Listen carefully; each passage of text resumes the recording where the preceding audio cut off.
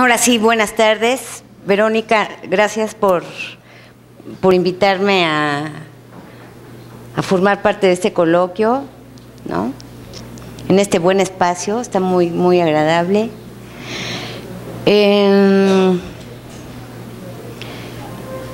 Bueno, pues empiezo.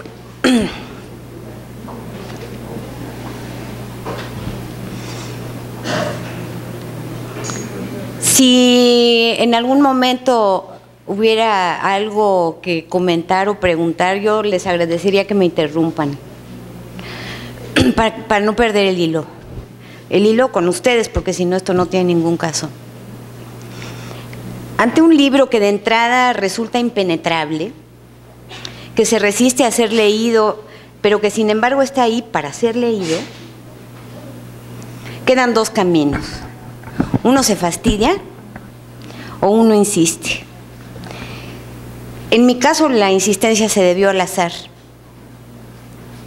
Todo comenzó con una invitación para trabajar en un grupo en torno a un tema, Václav Nijinsky, el gran bailarín y coreógrafo ruso que fue dios de la danza de 1909 a 1919, vivió los últimos 30 años de su vida en la inmovilidad y el silencio en los asilos psiquiátricos, bajo un diagnóstico de esquizofrenia que sí era el mismísimo inventor de la esquizofrenia, que fue el doctor Eugen Bleuler. Casi toda la literatura sobre Nijinsky está en inglés. Entonces el plan de trabajo con mis amigas era construir una cronología integrando diversas biografías, a elección de cada quien, y traducir al español fragmentos pertinentes. Así se contaría con material para organizar talleres de lectura. Cuando me enteré de que Nijinsky había escrito un diario, pensé inmediatamente que ese era el libro que integraría en la cronología. Entonces lo conseguí en español.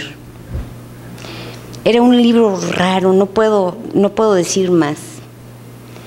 Quizá no entiendo nada porque la traducción es mala. Lo busco en inglés. Primera impresión, la versión tiene muchas más páginas que el otro, como el doble. Y en la portada dice no censurado. Entonces, gran seducción para mi curiosidad, por supuesto, ¿no? Y pronto topé con pared. Lo único que me quedó claro en ese momento es que no podía integrar ese libro en la cronología. Entonces, me voy enterando que de ese libro hay quien afirma que es el testimonio de un esquizofrénico.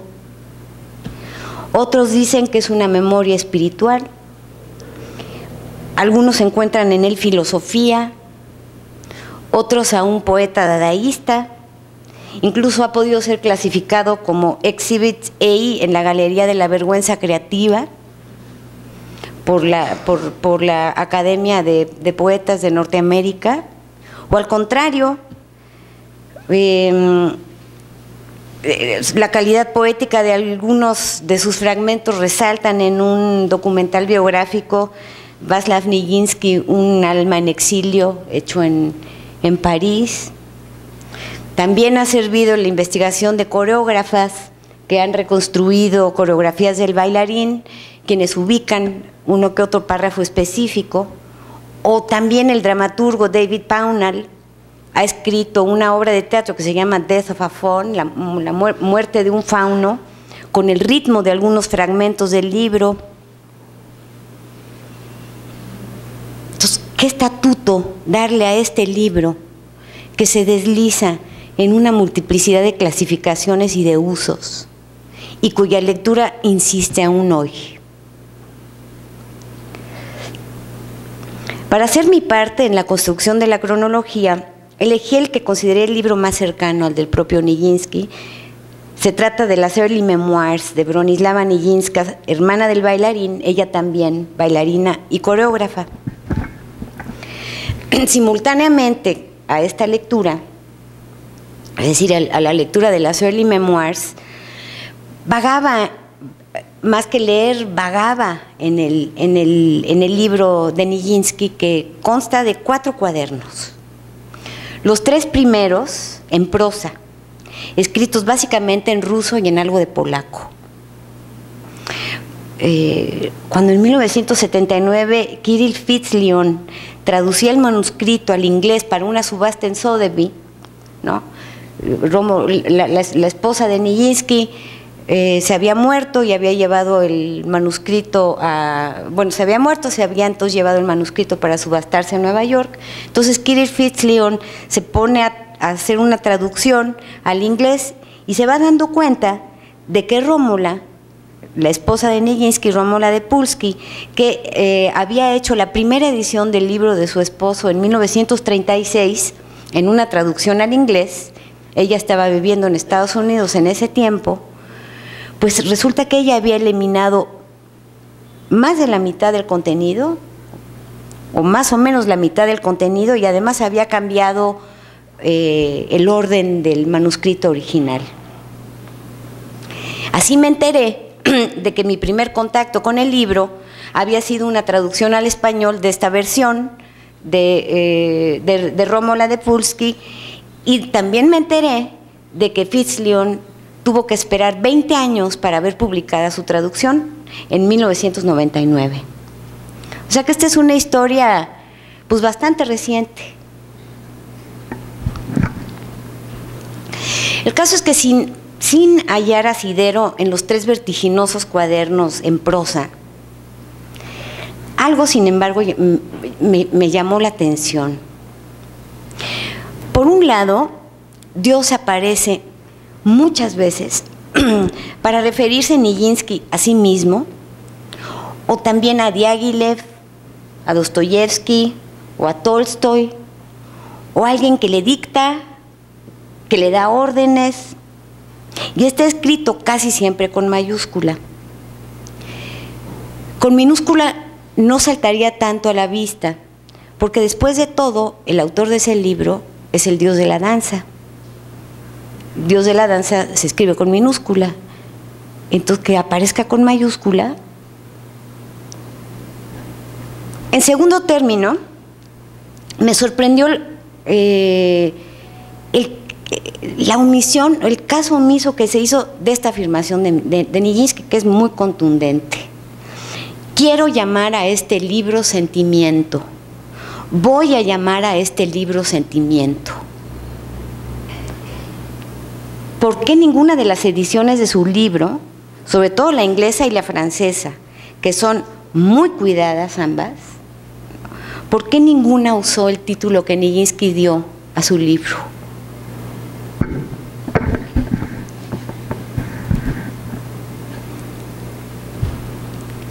La edición en inglés se titula The Diary of Václav Nijinsky, el diario de Václav Nijinsky, donde es curioso porque el diario de Václav Nijinsky, ¿quién lo escribió? El nombre de Nijinsky pasa a formar parte del título, ¿no? O sea, es una historia, toda una historia, pues. Y la otra, la francesa, se llama Cahiers, cuadernos, que por lo menos se refiere a la forma en que Nijinsky, el manuscrito, pues, a la forma del manuscrito.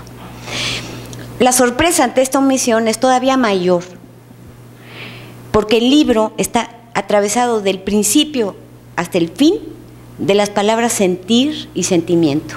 Aparecen todo el tiempo. Yo seguí y llegó un momento en que pensé que aún contando con estas realmente buenas y cuidadas traducciones, pensé que quizás nunca iba a poder leer ese libro, porque ignoro las lenguas de Nijinsky, el ruso y el polaco. Sin embargo, el libro contiene una parte intraducible. Entonces, por un momento libre de mi ignorancia del ruso y del polaco, podría adentrarme en sentimiento por ese lado, por esa vía intraducible. Me refiero al 4º cuaderno. el cuaderno de ejercicios le puso Nijinsky y dice: quiero escribir en polaco, pero no en este cuaderno. Dice en algún lugar del segundo, que así queda interrumpido para retomarse después. Este cuaderno de ejercicios está hecho de cartas. Comienza con 2 en polaco, luego hay 4 en francés y luego siguen 10 intraducibles. Además, en una escritura muy particular, porque no es propiamente francés, pero con rimas en la sonoridad de la lengua francesa, más bien del lado de la música, como quien tarareara con palabras y fragmentos o bailara. En el primer cuaderno en prosa subrayé un párrafo, se los leo. Dice: hice un retrato de Cristo sin bigote ni barba, con el cabello largo. Me parezco a él, pero sus ojos tienen una expresión serena, mientras los míos son inquietos. Mis hábitos son distintos a los de Cristo.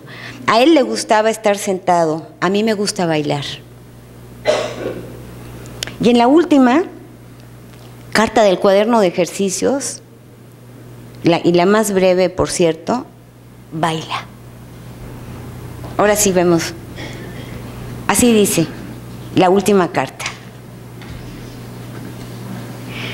Luis, ¿lo leerías? A ver. Tu crois on peut le faire mieux? Sí, para oírlo. Est-ce que tu veux le lire? Tu crois que tu veux le lire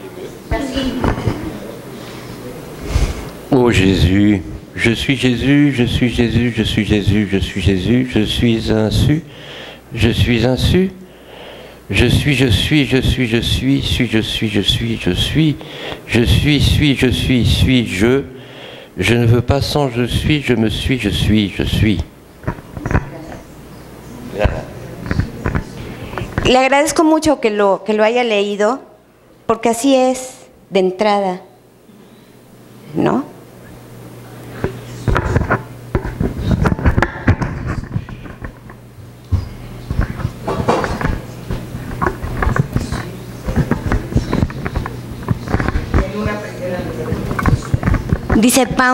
Dice Extra Pound de un poema de Joyce, dice Pound: es tan leve que el poema apenas existe hasta que uno lo piensa musicalizado.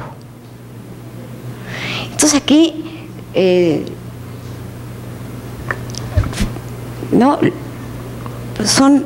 se mueve el cuerpo primero en un arrullo de 6 balanceos. Je suis, je suis, je suis, je suis, je suis, je suis, je suis, je suis, je suis un su, je suis un su. ¿Sí? No lo leo tan bien como, porque no pronuncio el francés como es debido.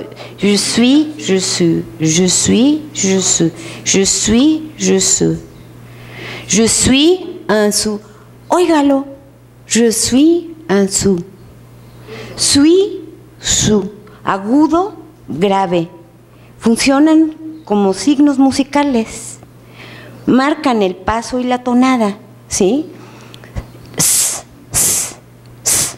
¿No? Interrumpe el sonido, ¿no? Porque no es una vocal, es sui, su, sui, su. Entonces, ese interrumpe el sonido, escande, y resulta una tonada según suene sui o su. De ese modo el texto adquiere su discontinuidad y a partir de ella una continuidad. Digamos que ahí va adquiriendo textura. Un trazo se inscribe en el cuerpo y entonces se puede habitar el tiempo. Sui, su, sui, su. Se puede habitar el tiempo, sencillo, pero se puede habitar el tiempo, ¿no? Entonces, este sui, su, escribe un anudamiento entre el cuerpo y el sonido. Luego la lectura anima el aliento, actúa en el ritmo respiratorio, ¿no? Así cuando se pasa del arrullo a je suis, que es aquí.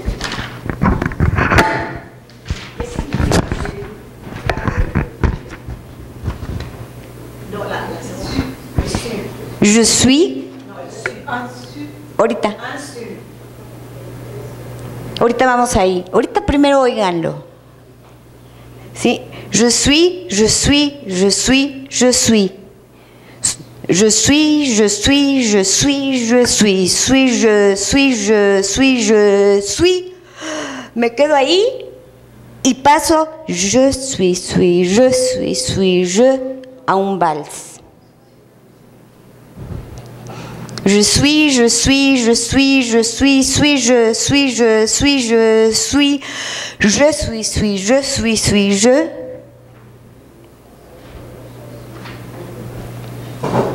Y los últimos dos versos, si quieres ahí le cambiamos, que no resultó necesario, pero bueno, los últimos dos versos también responden a una sintaxis.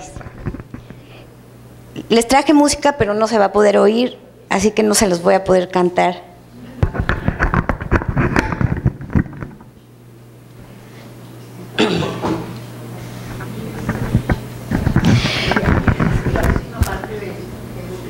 Sí.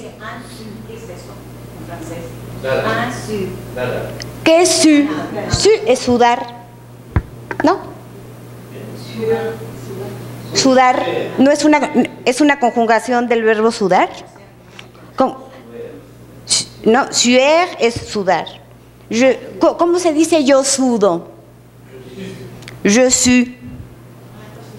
Je suis es yo sudo. ¿Ok? Entonces, además del primigenio arrullo, la musicalidad de la lengua de Nijinsky, en esta carta y en otras, no está desconectada de la danza. Tú que hablaste de Quignard, no está desconectada de la danza en sus clásicas sintaxis, ¿no? En el odio a la música, Quignard habla de la sintaxis de la música y de la danza.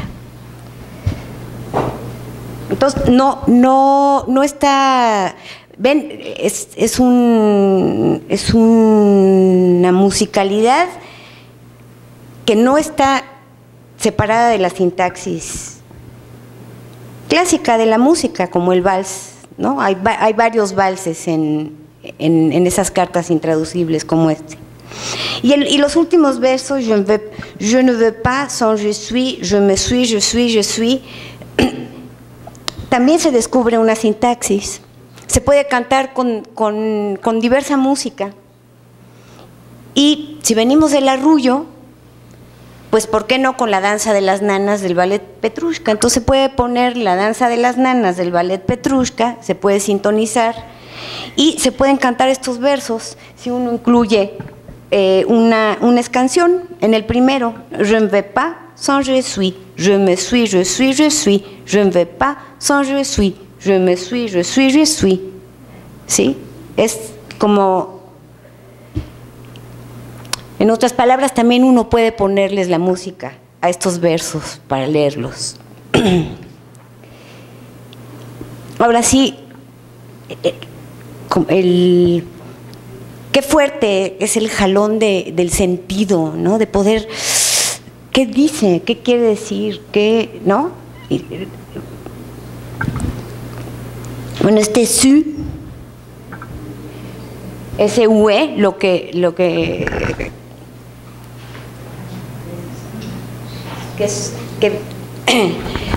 suena su, que viene de suer, sudar.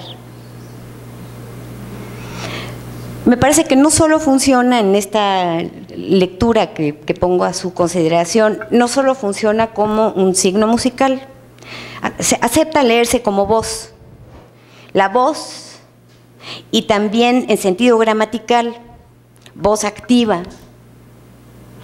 Es decir, que que ejerce una acción, sudar. Je suis, je suis, ¿no?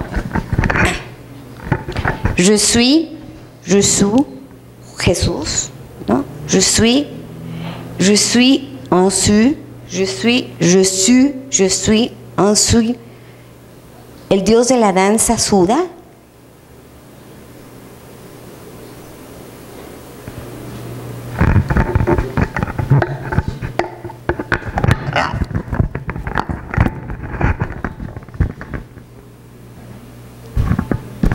Pues esta lectura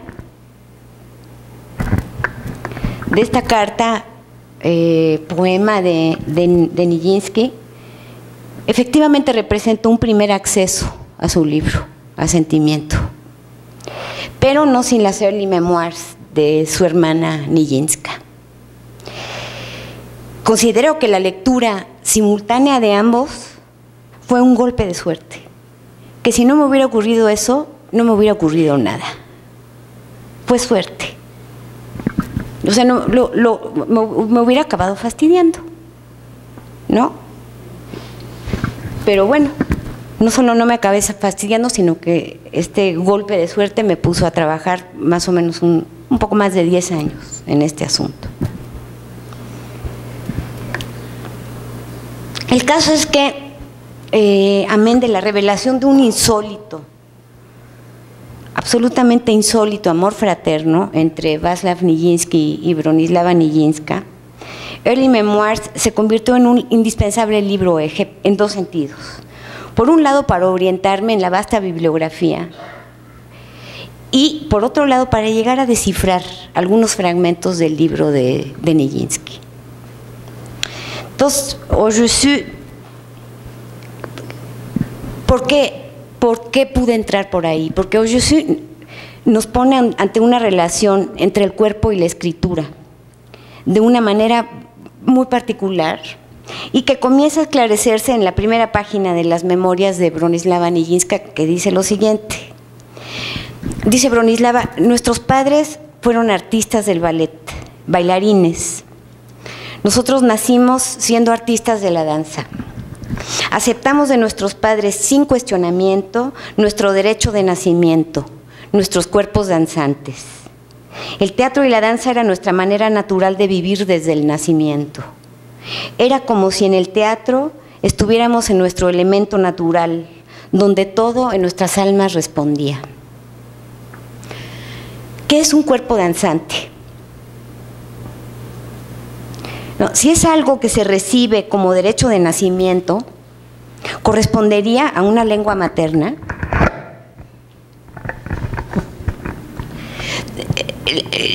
Lacan inventa una palabra que es la langue,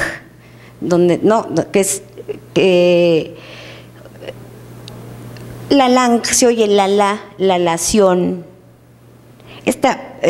La langue tiene un efecto sobre lengua materna, porque diría que la expande, que adquiere otras resonancias, lengua materna. Dice Lacan: es completamente cierto que en la manera con la cual la langue ha sido hablada y también oída por tal y cual en su particularidad, que algo a continuación volverá a salir en sueños, en todo tipo de tropiezos, en todo tipo de maneras de decir. Consideremos entonces que el cuerpo danzante es un tipo de manera de decir, ¿no? El movimiento medido por la música, según una grafía, como pudimos experimentarlo ahorita, el cuerpo movido y medido por la música, ¿no? Y según una cierta grafía que pone de relieve cierta calidad instrumental del cuerpo, ¿no? La hace evidente. La aptitud danzante abre una dimensión para considerar la materialidad del cuerpo como algo que está produciéndose, no como algo que está, sino como algo que está produciéndose todo el tiempo, la materialidad del cuerpo. En este sentido, Nijinsky y Nijinská efectivamente nos aportan una enseñanza. Igrać, en ruso, significa tocar. Y corresponde a spielen en alemán o a play en inglés. Es decir, jugar, actuar y tocar un instrumento musical. Kirill Fitzlion, el ya mencionado traductor al inglés de Sentimiento, advierte que Nijinsky no hace distinción entre actividades artísticas y escribe tocar por bailar.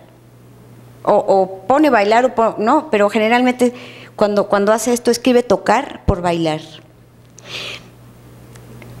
Eso lo observa su traductor. Y en su libro, Bronislava Nijinska habla de esta no distinción entre tocar y bailar y afirma: el cuerpo de un bailarín es también un instrumento musical.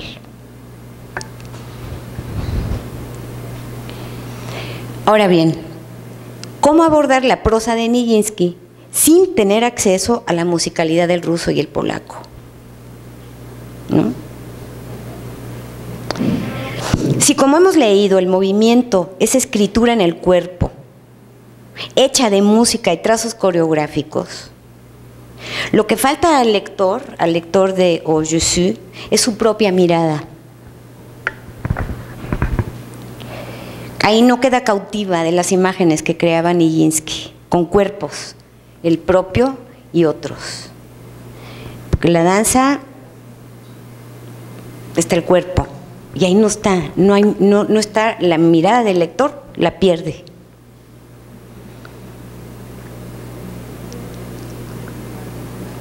Las metamorfosis de Nijinsky son proverbiales. Su biógrafa rusa, Vera Krasovskaya, dice: siempre que cambiaba su maquillaje y su traje, veía en el espejo un reflejo que era el suyo, pero sin embargo no era suyo. Cuando encarnaba el personaje con maquillaje y vestuario, nunca era otro, como réplica de un sí mismo.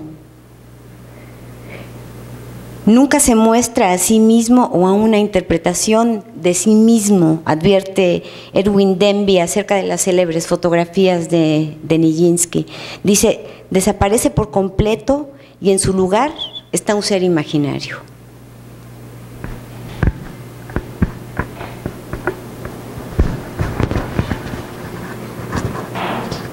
El esclavo blanco de Armida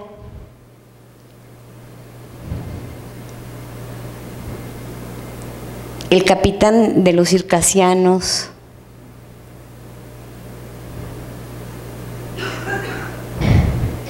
el esclavo dorado de Sherezada,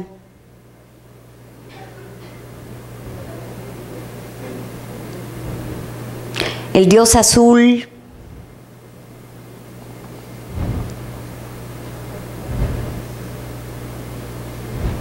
el poeta,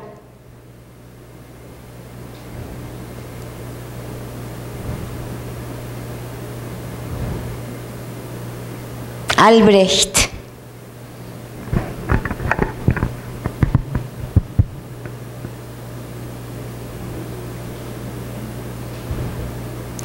el espectro de la rosa,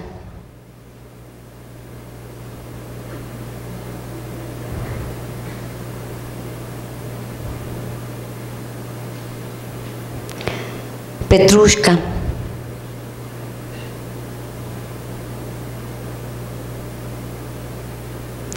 Petrushka,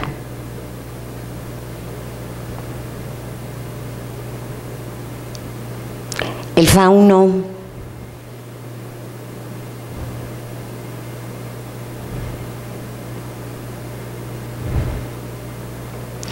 el jugador de tenis,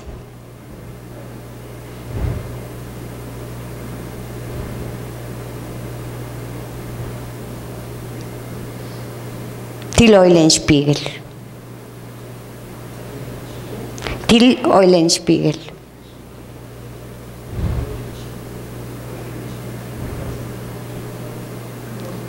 Gracias.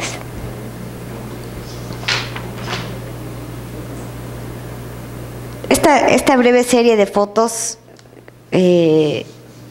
nos muestra bastantes cosas, además de de lo que no se puede decir, ¿no? Por un lado, para ser él mismo, el mismísimo Nijinsky, ¿no? No podía ser él mismo. Siempre tenía que ser algún otro cuerpo danzante. Cada uno con su nombre. No existe material fílmico de Nijinsky bailando. En YouTube hay algunos montajes, unos mejor hechos, otros menos mejor hechos. Son trucos de montajes de fotos. No hay material fílmico. Pero a la vista de las fotos, ¿no?, que suspenden un instante donde uno siente que el movimiento sigue, ¿no?, de una manera o de otra. A la vista de estas fotos, lo que podemos decir es que el cuerpo danzante es la conjunción entre las formas reales del cuerpo y las formas imaginarias, la continua transformación del cuerpo orientada por la danza. Real, imaginario y simbólico. Son tres consistencias que, si bien pueden reconocerse la preponderancia de alguna de las tres, no funcionan aisladas porque se anudan en un ternario. Este ternario es una invención de Lacan de 1953. Yo me sirvo de esa invención como un instrumento de lectura.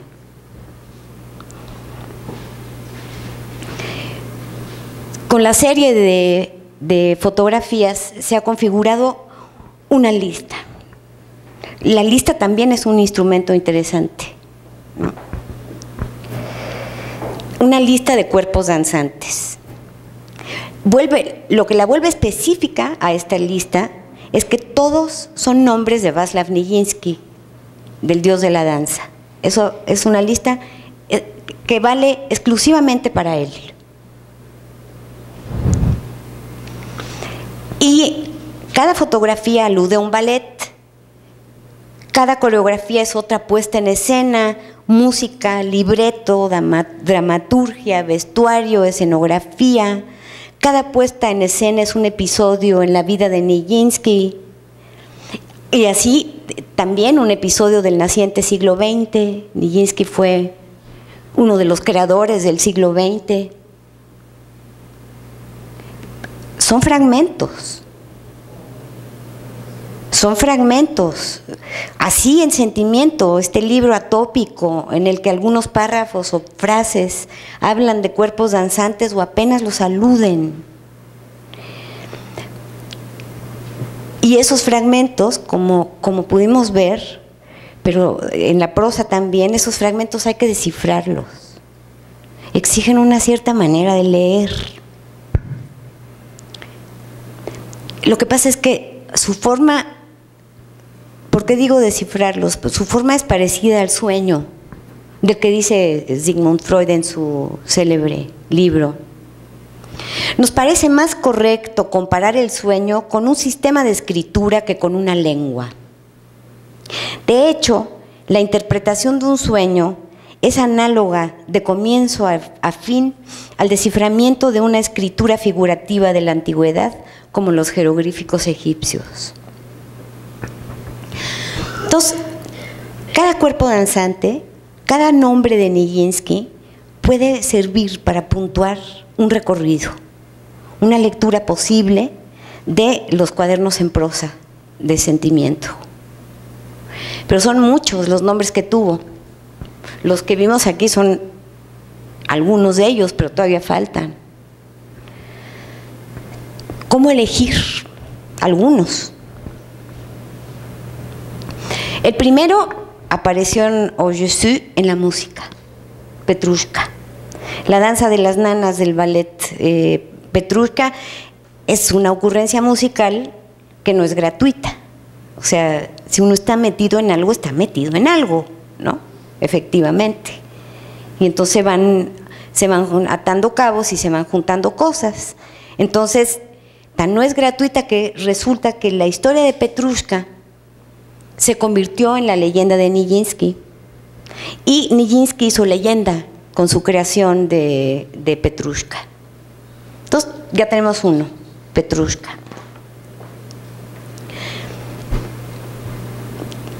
Que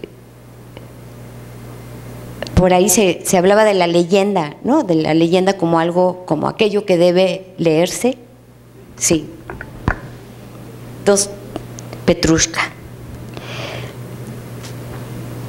Así como es triste la danza de la muerte de Petrushka,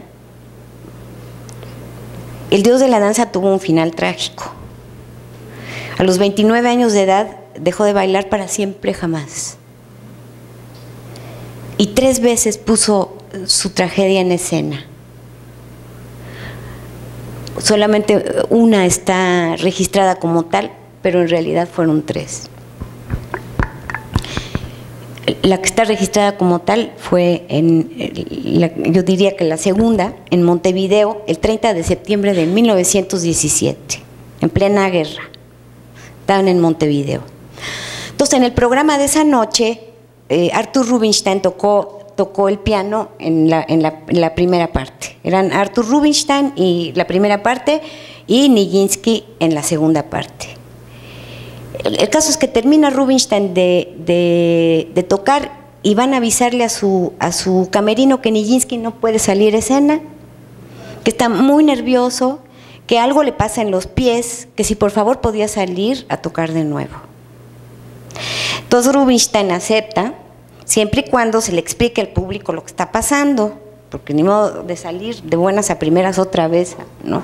Entonces nadie se atreve a hacerlo, hasta que el cónsul inglés se animó y da el anuncio en una escena más o menos cómica. El público responde bien, con paciencia para Nijinsky y con gusto de volver a escuchar a Rubinstein.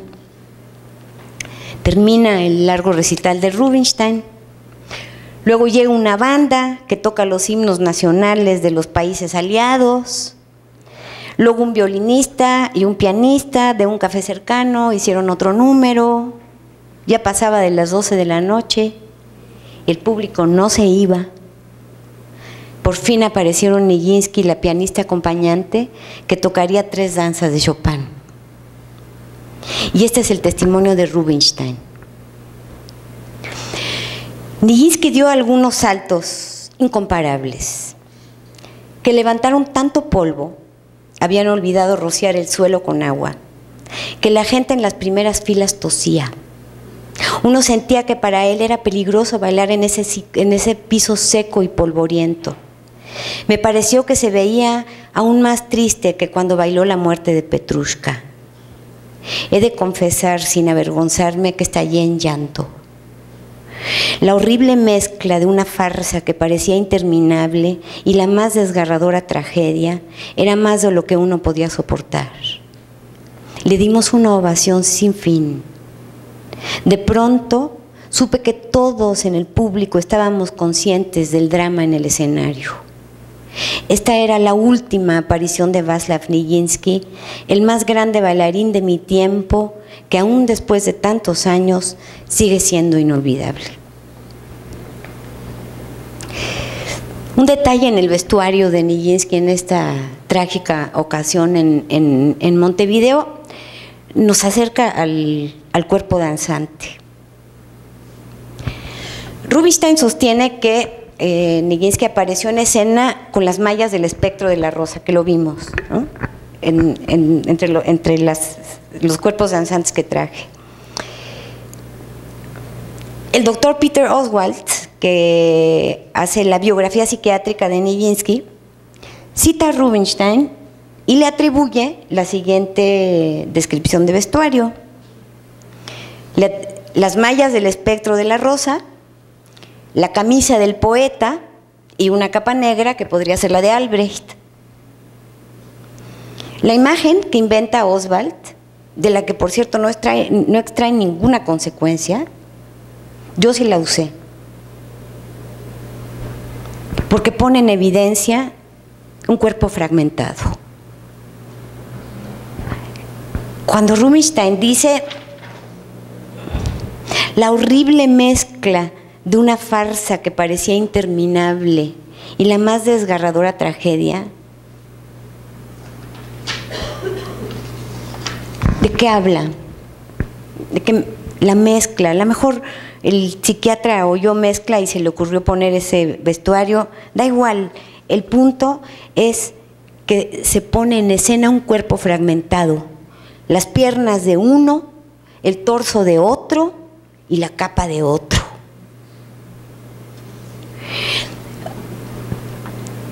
Uno podría pensar, bueno, pues así se vistió para esa ocasión, pero no, porque estos fragmentos, que son fragmentos de vestuario, que no lo dejaban moverse, porque el espectro de la rosa se mueve de un modo, el poeta en Sílfides se mueve de otro modo, entonces ya el torso y las piernas ya no se puede mover.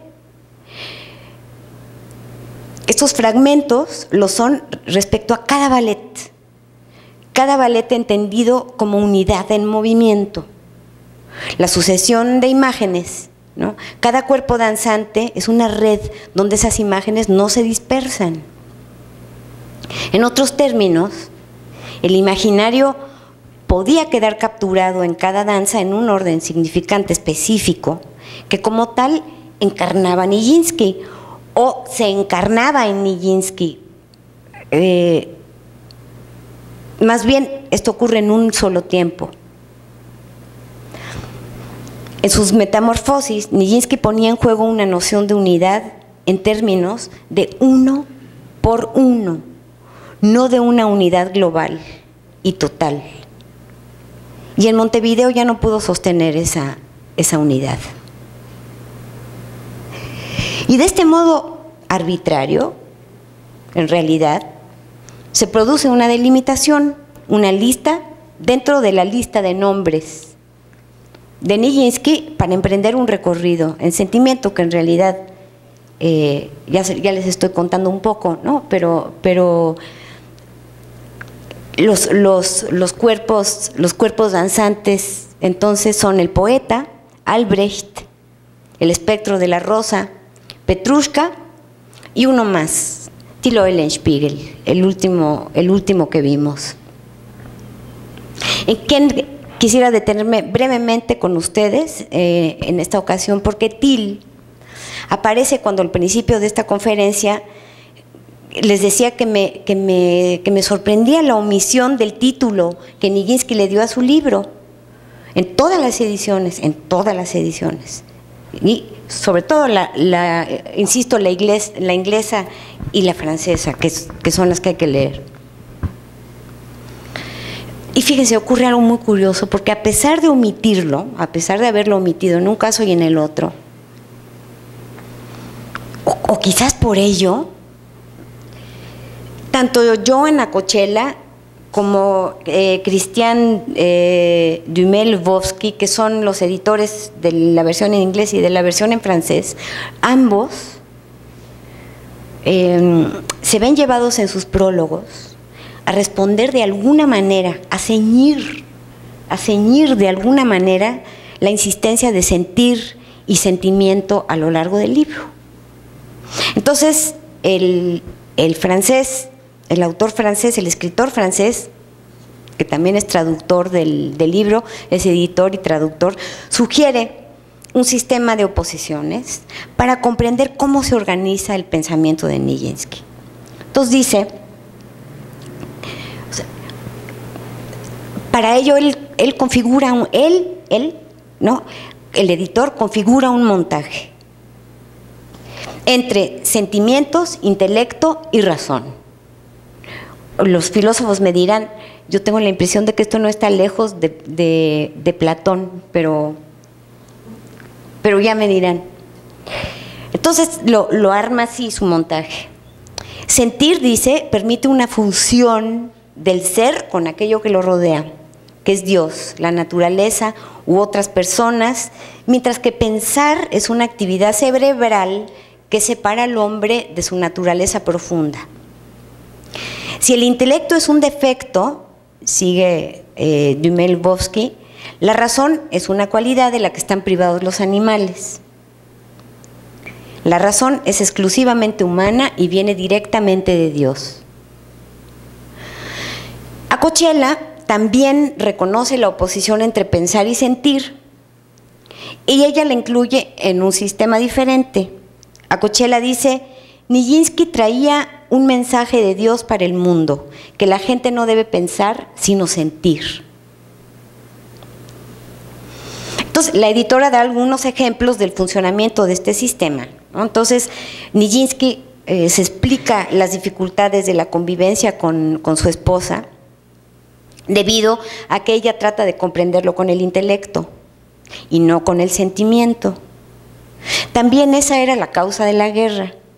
Nijinsky consideraba que el primer ministro inglés, David Lloyd George, actuaba con el intelecto, mientras que el presidente de Estados Unidos, que iba en el George Washington a intentar imponer la paz, ¿no? Woodrow Wilson, dice Nijinsky, según la explicación de Acocella, actuaba con el sentimiento. Entonces ahí están opuestos en la lectura de ella, intelecto y sentimiento. Pero aquí hay un momento donde esta editora compone una frase que permite empezar a reconocer algo realmente insólito. Dice así, dice: Wilson, cuyo pacifismo Nijinsky, siendo tolstoyano, naturalmente apoyaba. Nijinsky tolstoyano.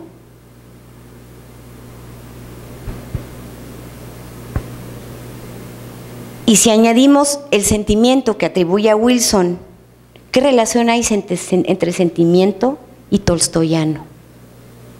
¿Qué tiene Nijinsky que ver con Tolstoy? Son las cosas que pasan cuando uno decide insistir. ¿Por qué quitaron el título? Lo quitaron seguramente por comodidad, por mercadotecnia, porque el título original, dice Acocella, era The Diary of Václav Nijinsky y había que dejarlo, era el usual, sigue siendo muy usual decir el diario de Nijinsky, el diario de Nijinsky. Nadie usa el título de sentimiento que tenga yo noticia, salvo yo aquí con ustedes, y a lo mejor después de oírme decirlo tantas veces ustedes también, ¿no? Pero insistir, y aparece Tolstoy. Entonces, ya para ir cerrando, entonces hay algo importante en los sistemas que proponen Dumas, Lubovsky y Acocella para comprender esto de cómo se organiza el pensamiento de Nijinsky, ¿no?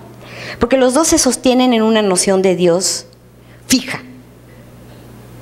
En un caso, sentir es la fusión del ser con Dios, y en el otro caso, Nijinsky es mensajero de Dios. Pero ¿cuál Dios? ¿De qué Dios hablamos? Si se fijan, el hecho de que el Dios de la danza haya escrito esto ya problematiza de entrada de qué diablos estamos hablando, de cuál Dios hablamos. Yo no encuentro en sentimiento la construcción de una relación o de un delirio o de un relato de Dios que como un hilo pudiera seguirse. Yo encuentro frases. Yo quería bailar más, pero Dios me dijo basta. Ahí Dios está hablando, le habla. Dios me dijo basta, me detuve. Entonces me pregunto, esto lo dice Nijinsky en relación a la última vez que bailó. ¿Por qué dejó de bailar? ¿Cómo es que se pudo formular esa frase? O si no, esta otra también es notable. Yo no sabía que yo era Dios. Yo no sabía que yo era Dios. Dios está escrito con mayúscula. Si hubiera estado escrito con minúscula, yo no sabía que yo era Dios, y lo escribe el Dios de la danza, bueno, pues puede uno seguir leyendo y decir, pues no sabía, ¿no? Pero si lo escribe con mayúscula, por lo menos uno se pregunta, ¿cómo leer la transición entre la minúscula, ¿no? La transición de la minúscula a la mayúscula?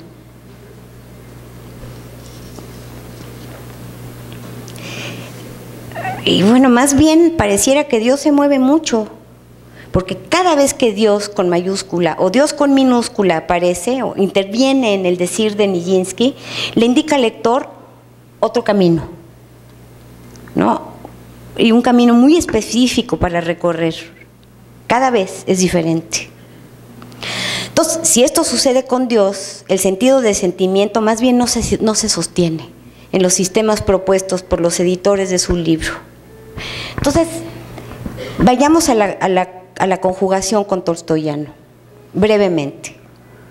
¿Qué hora son? Ya es la 1. Denme 15 minutos, porque empezamos un poco tarde y termino. Se dice que cuando Nijinsky hizo la última coreografía que estilo Eulenspiegel, que estrenó en Nueva York en 1916, se había vuelto loco. Ahí se volvió loco, se dice. Hacía cosas inesperadas, locas, y sobre todo se había declarado tolstoyano. Es decir, que la locura de Nijinsky fue considerada su tolstoyanismo. Este es el testimonio de una de las bailarinas que estuvo en esa gira y que fue importante bailarina porque fue compañera de Nijinsky en esa ocasión, porque hay que elegir los testimonios. Dice ella, había 2 hombres en el ballet que eran discípulos de Tolstoy. Kostrovsky, un epiléptico que predicaba igualmente el vegetarianismo y no sé qué más bondades a quien estuviera dispuesto a escucharlo, y mi viejo amigo Zverev. Estos 2 sometieron a Nijinsky a un curso de filosofía tolstoyana. Quizás como consecuencia de toda esta plática sobre igualdad y hermandad, Václav empezó a cambiar todos los papeles principales. Entonces, cuenta Sokolova que entonces ya estaba todo listo para bailar el poeta de Sílfides y Nijinsky en ese momento decide, no, voy a bailar Arlequín. Entonces lo agarran, lo meten en su camerino con el vestuario del poeta de Sílfides y sale y baila como siempre, ¿no? Pero él era tolstoyano, entonces él cambiaba los papeles y entonces él no hacía el papel principal, pero el público esperaba que saliera él y que nos... En fin, fue una gira un poco problemática, pero en esa gira Nijinsky creó su última coreografía.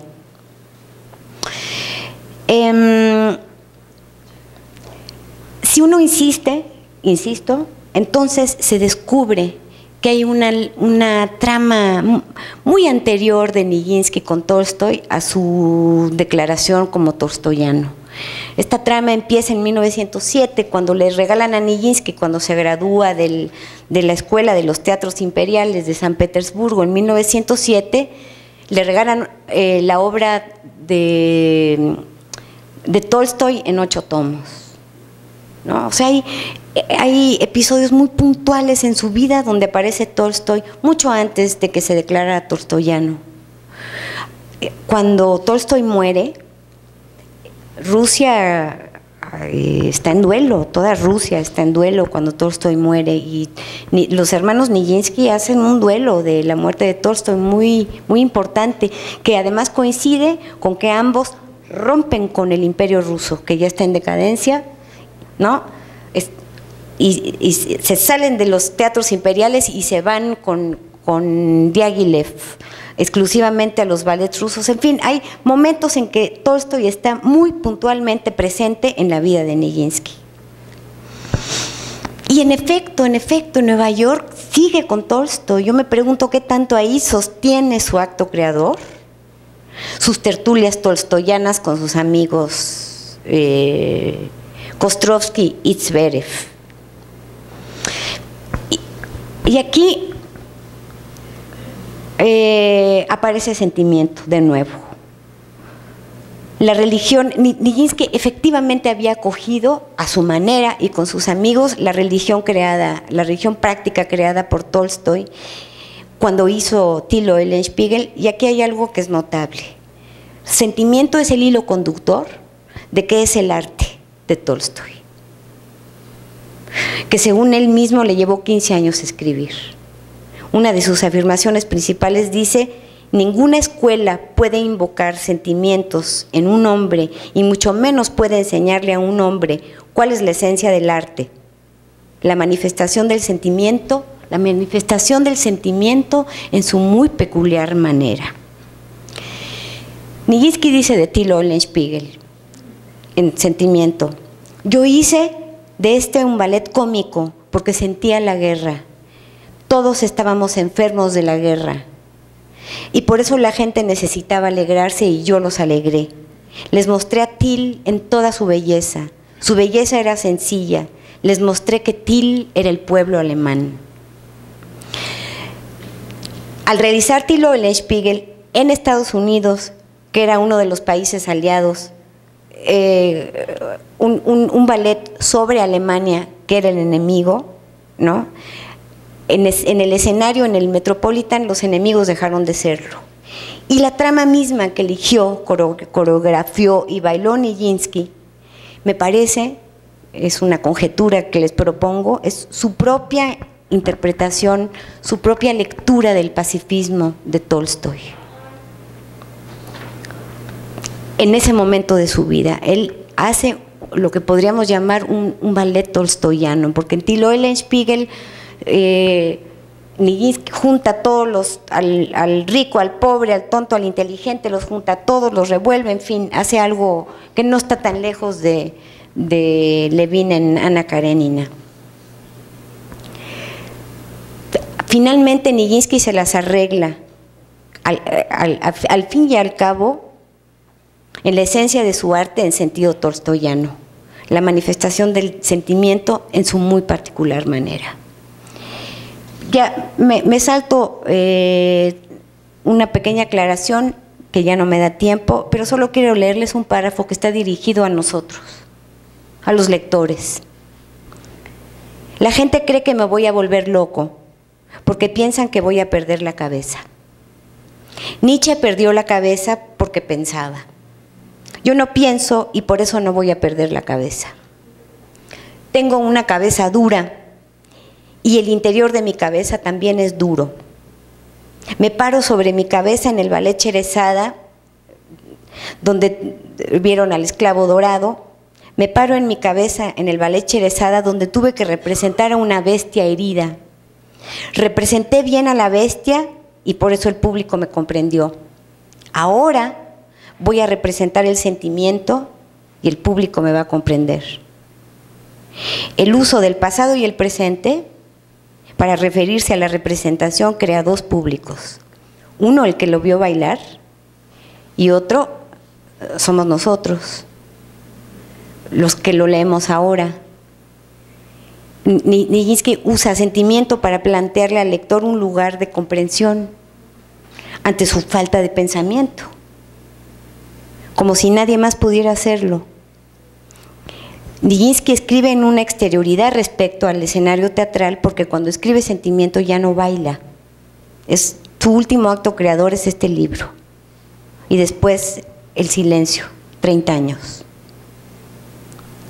Ya no baila cuando escribe sentimiento, pero en la relación que establece entre la danza del esclavo dorado, al que vimos en una de las imágenes, la bestia herida, y su escritura actual, sitúa su escrito en un escenario. Representé bien a la bestia y por eso el público me comprendió. Ahora voy a representar el sentimiento y el público me va a comprender. Por insegura que resulte la posición del lector, porque está afectado por un enigma, así es llamado por Nijinsky, el público de la representación del sentimiento. Por eso me parece muy importante dejar el título de los libros.